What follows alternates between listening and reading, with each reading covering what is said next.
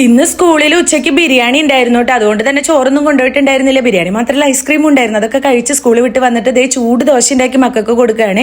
ഇതുപോലെ ചൂട് ദോശ ഉണ്ടാക്കി കൊടുത്താൽ അവർ അപ്പോൾ വേഗം കഴിച്ചോളും. അപ്പം ഞാൻ ഡ്രസ്സൊന്നും മാറിയിട്ടില്ല കേട്ടോ. അപ്പം തന്നെ അടുക്കളയിൽ കയറി ചൂട് ദോശ ഉണ്ടാക്കാനായിട്ട്. അതൊക്കെ കഴിഞ്ഞപ്പോൾ ദാ നമ്മളൊരു കെറ്റിൽ വാങ്ങിച്ചിട്ടുണ്ടായിരുന്നു കേട്ടോ. ഇത് ഓഫറിന് വളരെ പൈസ കുറവിന് നമുക്ക് കിട്ടിയതാണ് കേട്ടോ. അപ്പോൾ എന്തായാലും ആദ്യമായിട്ട് ഞാൻ കെറ്റിൽ ഉപയോഗിക്കുന്നത് ഒന്ന് നോക്കാമെന്ന് വിചാരിച്ചു. ഇതിൽ 1.8 ലിറ്റർ വെള്ളമാണ് കേട്ടോ കൊള്ളുന്നത്. അങ്ങനെ അതൊക്കെ തുറന്നൊന്ന് നോക്കി എന്താ പറയുക, അത് കഴുകിയെടുത്ത് വെള്ളം ഒന്ന് തിളപ്പിച്ച് നോക്കാമെന്ന് വിചാരിച്ചു കേട്ടോ. നമുക്ക് വെള്ളം വെക്കേ ചായ വെക്കേ എന്ത് വേണമെങ്കിൽ ചെയ്യാം കേട്ടോ ഇതിൽ. അങ്ങനെ അതൊക്കെ നന്നായി കഴുകിയെടുത്ത് അതിൽ വെള്ളം നിറച്ച് നമുക്കൊന്ന് ചൂടാക്കി നോക്കാമെന്ന് വിചാരിച്ചു. അപ്പോൾ ഇത് ചൂടായി വെള്ളം തിളച്ച് കഴിഞ്ഞാൽ ഓട്ടോമാറ്റിക്കായിട്ട് ഇത് ഓഫ് ആവും കേട്ടോ. അങ്ങനെ ഞാൻ വെച്ചു. ഒരു 5 മിനിറ്റ് കൊണ്ട് തന്നെ നമുക്ക് ഇത്രയും വെള്ളം നന്നായി തിളച്ച് വന്നു കേട്ടോ. ഞാൻ അങ്ങോട്ട് പോയി ഇങ്ങോട്ട് വരുമ്പോഴേക്കും അത് ഓട്ടോമാറ്റിക്കായിട്ട് ഓഫായിട്ടുണ്ടായിരുന്നു. അങ്ങനെ നല്ല ചൂടുവെള്ളം പെട്ടെന്ന് നമുക്ക് കുളിക്കാൻ എന്തിനൊക്കെ വേണമെങ്കിലും ചൂടുവെള്ളം ഇതിൽ വെക്കാട്ടോ. അപ്പൊ കെറ്റിൽ വാങ്ങാത്തവര് എന്തായാലും ഒരു കെറ്റിൽ വാങ്ങിച്ച് നോക്കണം കേട്ടോ. ഞാൻ ഒരു ഫ്രൂട്ട് മേടിക്കാൻ വന്നതാണ് കേട്ടോ, നമ്മുടെ കടയുടെ തൊട്ടിപ്പുറത്തെ ഫ്രൂട്ട്സ് കടയിൽ നിന്ന്. ഇത് ഞാൻ ഇതുവരെ കണ്ടിട്ടില്ല. അപ്പൊ ഞാൻ ഇതിന്റെ പേര് ചോദിച്ചു. അപ്പൊ പേരെന്താ പറഞ്ഞ? അബിയു. ഞാൻ ഇതുവരെ കഴിച്ചിട്ടില്ല കേട്ടോ. ഞാൻ കാണിച്ചു തരാം. അപ്പൊ നിങ്ങൾ ആരെങ്കിലും ഇത് കഴിച്ചിട്ടുണ്ടെങ്കിൽ പേര് കമന്റ് ചെയ്യട്ടാ.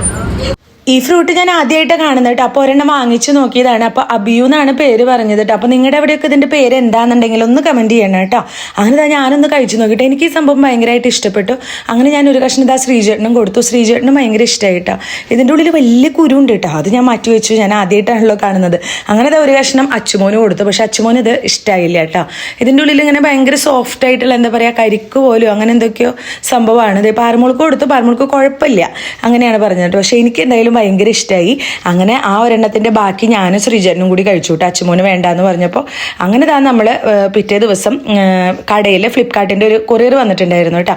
അത് വാങ്ങിച്ച് ദേ വീട്ടിലേക്ക് വന്നിട്ടുണ്ടായിരുന്നു. അപ്പോൾ നമ്മൾ എന്താ പറയുക, ഞാൻ ഇതുപോലത്തെ കുഞ്ഞ് ഫ്ലവർ വൈസ് ഉണ്ടല്ലോ, ഇത് നല്ല ഭംഗിയാണ് കേട്ടോ കാണാനായിട്ട്. ഞാൻ കാണിച്ചു തരാം. കണ്ടോ, ഇതിങ്ങനെ നല്ല ഭംഗിയുണ്ടല്ലോ. അതിൻ്റെ കുഞ്ഞു മനുഷ്യൻ്റെ കൈയും കാലൊക്കെ പോലെ അല്ലേ, അടിപൊളിയായിട്ടുണ്ട്.